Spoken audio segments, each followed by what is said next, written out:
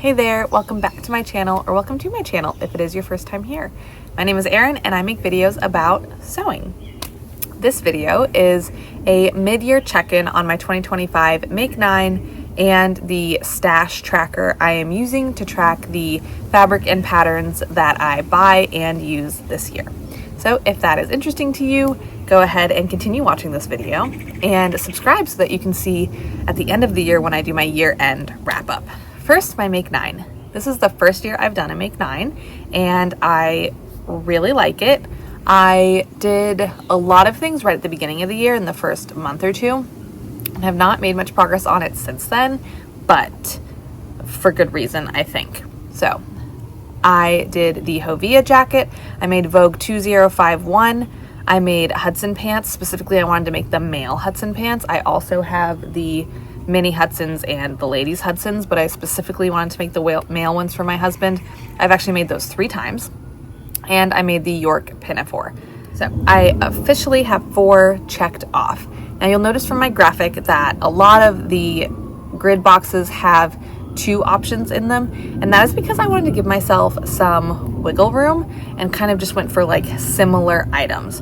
So all of the patterns on here are ones I want to make, but I am counting a box as done, as like that make is done if I make one of them. So that is why some of them have 2. I'll link my original Make 9 video from January if you want to hear more about my reasoning and why I picked everything. I have been thinking a lot about my Liberty fabrics. That's in the middle, I believe, if I recall. It has 2 fabrics. I've been thinking a lot about my Liberty fabrics. That's as far as I've gotten on that. And I do have plans to make both Pietras and the Morgan jeans. When will I make them? Anyone's guess. But I do still really want to make them, like hard plans, like fabrics picked out and stuff for those. So hopefully at least one of those will happen before the end of the year and I can tick that one off also. I have been working on my murder mystery quilt that is in the bottom left hand corner. I am almost caught up. I got kind of really behind, I don't know, a couple months behind. And I am almost caught up. I'm finishing up May right now and then I have June to do and I will be back on track, which will be great.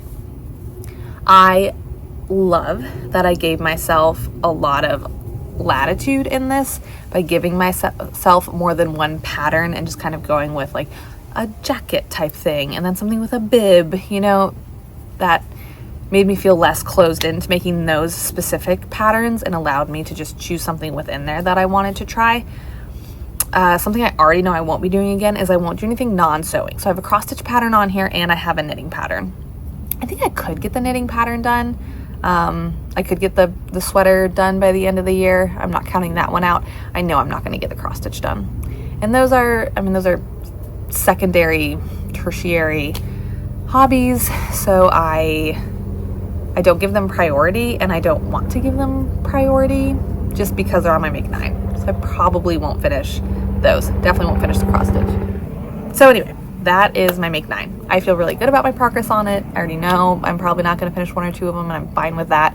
It's a note for myself going forward next year that is something I don't want to do, but I also have a good idea of what I do want to do, which is give myself wiggle room within each of these grid squares. Why do I keep saying grid squares? Isn't that redundant? Anyway, so feeling really good about my Make 9.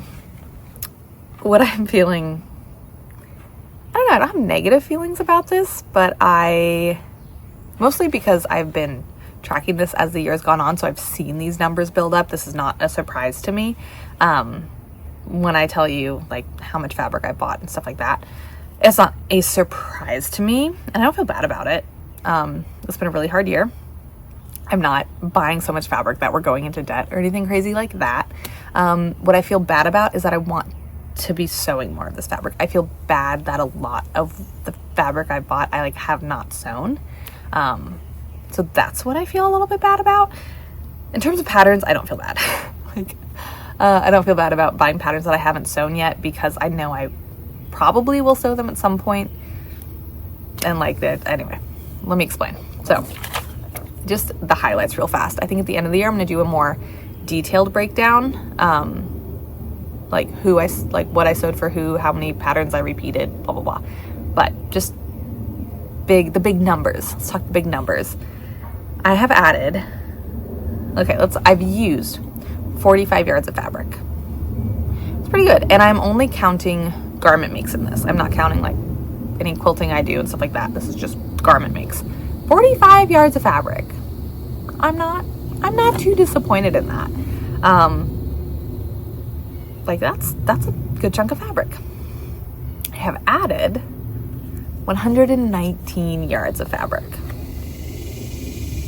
And a lot of that, I want to say 20 yards of that has been in the last couple weeks. I have not actually received all of it yet because my mail is on hold while I'm out of town, but in an effort to be completely transparent, I went ahead and put it into my spreadsheet because I already ordered it and it is waiting to be delivered to my house. So yeah, 119 yards. That's interesting. And the other thing I found really interesting with tracking this information is how little fabric I use for a lot of stuff. At least the stuff I've made so far this year. And I haven't made any dresses this year. So I haven't made things that take a lot of fabric, but yeah, most of my makes are like a yard and a half. So that has been really, really interesting to see. Yard to yard and a half. That's been super interesting to see. Because I definitely buy more than that for a make. When I'm thinking of making something, I go by the yardage requirement on the package, typically. And I do only buy fabric if I have a pattern in mind, so that I can kind of know how much to buy. I try to at least like look through my patterns and see, okay, well, I want to make sure I have enough for this, and I will if I buy this much, you know? So yeah, I've added 119 yards of fabric. I've used 45 though, so, you know, I don't think that's too bad. It's good. It's been a hard year. And you know what? I've been away from home a lot. I have not been in my sewing room a lot, and I do sew when I'm like here at my mom's, but I bring like quilting projects usually, so I can just use her sewing machine and not have to lug like my serger and stuff. Anyway, I don't need to justify this. Like I said, I really don't feel bad. I feel bad that I'm not sewing more of this fabric actively because I bought it and I like it and I want to use it. I just don't have the time to sew it all. I can buy fabric faster than I can sew it. That's just where I'm at in life right now. And you know what? That's okay. I'm going to try and slow down though a lot. Patterns. Now patterns I don't feel bad about because like I'll use them at some point probably. I have sewn 41 makes, garment makes. I've sewn 41 garments this year for myself, my husband, my daughter, and then, you know, another random one. But I've made 41 garments this year so far, and I've used 21 new to me I've used 21 patterns for the first time. So not all of them are new ones that I bought this year, but it was my first time using them this year. So I've done 21 patterns that I've sewn for the first time. So I think that's really good. I'm surprised it wasn't higher because I don't tend to make things again, but it turns out that's just true for me. I make the same things for my husband and my daughter a lot. And then a big part of that is like I made period underwear, and I think I made 6 pairs, but I only used 2 patterns. So yes, I've used 21 patterns for the first time, which I think is really cool. That's half of them essentially. I've used a new pattern, so I think that's really cool. And I have added, I'm not gonna say purchased, I've added 47 new patterns.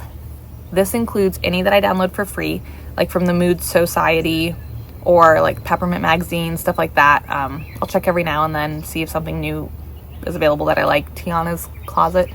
But I did count those because I'm adding them to my stash. It's another option of something I can make. And I don't see a large pattern stash as a negative thing. So I am counting those. I have obviously purchased a lot of them also. This includes going to the $1.99 sale at Joann right before all of the liquidation started.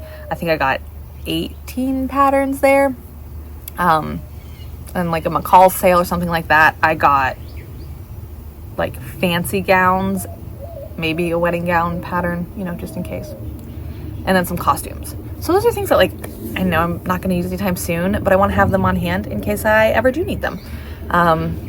Because then I won't be trying to find the right pattern online and ordering it, or PDF and getting it printed or something, because an emergency wedding gown situation could happen at any time and I need to be prepared. I should probably buy a bunch of silk too, just to be safe. I'm just kidding. I don't know. I just like having this on hand, I guess. I like the idea of having it on hand. So that's been a lot of them, and I do think I'm going to pull the trigger and buy one more today. This is going to be from Swim Style. It's the Tidal bikini top. It's a one shoulder bikini top. I might buy that one. It's on sale for I think $6. Swim Style's having a sale. I've never sewed any of their patterns, but I've heard good things. I know everyone loves the Carla Lounge set. And they do have a really long history of pattern drafting and stuff like that. So I feel very confident in how good the pattern's going to be. One shoulder swimsuits seem to be very in this season, and I like it. I wear enough sunscreen, I think, that I won't have weird tan lines. But I've been poking around looking for a one shoulder swimsuit. Green Style just came out with one, but I don't really like some of the lines.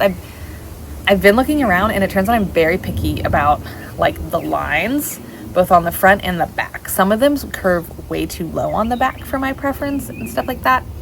I don't know, turns out I'm picky. So I will either get the Swim Style one, or Rad Patterns has one called the Molly swimsuit, and it's $10. I don't think they really do any sales. It's a very small company. But what I like about that one is it has a lot of options. It can be a bikini set. You get the pattern pieces for the top and bottom. Or it can be a one piece, which I also like the idea of. And I really like the lines on that one. So maybe I won't get the Swim Style one. I'll hold off. I bought a lot of swim fabric recently. I've really been in the mood to sew swimsuits. So anyway, maybe it'll be 48's new pattern soon. Maybe it won't. Stay tuned until the end of the year. It's 6 more months, and you'll find out, I guess, what my total is. I guarantee I will have purchased more patterns by then. That does it for my mid-year check-in. I have been thinking about this stuff. I will say this has actually stayed pretty present in my mind. I have my Make 9 saved in my favorites album of my Photos app on my phone, so I see it pretty regularly, just because it's right there. And I am updating my stash tracker pretty regularly. If you're not sure what I'm talking about with my stash tracker, I made a video at the end of January showing how I was going to use Google Sheets to track my fabric and pattern usage and purchasing this year. I will link that because it has the link to a Google Sheets document that you can copy and edit yourself. And it's worked really successfully for me because I can add stuff on my phone when I'm thinking of it. If something's only in my sewing room, when I go into my sewing room, I sew. I don't go in there and let me write down how much fabric I bought. I don't. So it's worked out a lot better for me to have this on my phone and on my laptop, and I can just plug stuff in as I buy it or as I receive it. And that has worked out really well. So I will link that video down below if you want to check out the system. And then at the end of the year, when I do my total 2025 recap video, I will show how it's evolved and how beefed up it has gotten and the data that I got from it.